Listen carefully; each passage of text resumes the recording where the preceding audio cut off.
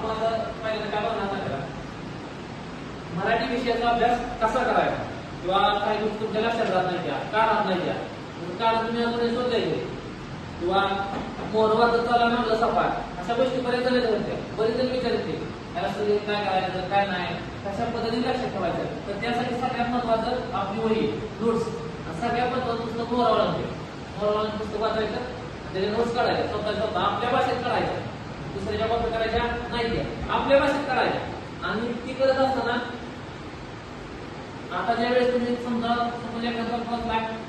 क्रियापद आपलं वाचलाय क्रियापद तुम्ही क्रियापदाचा प्रकार बोललाय सध्या क्रियापद असेल आपण क्रियापद असेल जी काय असेल मी आज क्रियापद शिकवलंय मास्तरांना क्रियापद शिकवले तर काय घरी जाऊन बघायचं शेजारला विचारायचं ग्राउंडवर जाताना त्याला विचारायचं क्रियापदाचा प्रकार किती क्रियापद म्हणजे काय की त्याला विचारायचं तर त्याला जर सांगत असेल तर तू त्याला सांगत बसायचं त्यांना ऐकून घेऊन नाही तर नाही घेऊन तू सांगायचं माझं ऐक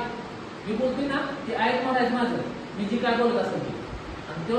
अंकित उत्तर नाही करून घेत असताय ना दुसरी गोष्ट काय करायचं संध्याकाळच्या वेळेस ज्यावेळेस आपण झोपत त्यावेळेस फोनवर सोबत बोला ना पहिली गोष्ट बरेच म्हणजे संध्याकाळी तुला फोन करतो ही सगळ्यात महत्वाचं आहे आता मुलांच्या मध्ये जास्त असतो तुला संध्याकाळला फोन करतो कारण दिवसभर ती कामात असती आणि तुझ्या व्यापार असतो तू ते धंदे असते मागला आले ती असती कामात त्यामुळं संध्याकाळच्या वेळेस सगळ्यात महत्वाचं काय करणार झोपायच्या आधी 1 तास आज समजा क्रियापद शिकवले तर क्रियापदाविषयी काय आठवते झोपताना बघायचं बाबा आज सकर्मक क्रियापद आठवलं आक्रमक क्रियापद आठवलं त्यामध्ये काय आहे की झोपताना म्हणजे चिंतन करायचं आणि सकाळ उठल्या काय करायचं जे आपण वाचत असतो किंवा दुपारच्या वेळेस जी वाचत असतो ती पाठ केले अर्धा तास वाचलं तर 5 मिनिट आले किती 5 मिनिट आले समजा तू मराठीचा अर्धा तास अभ्यास करत असलाय तर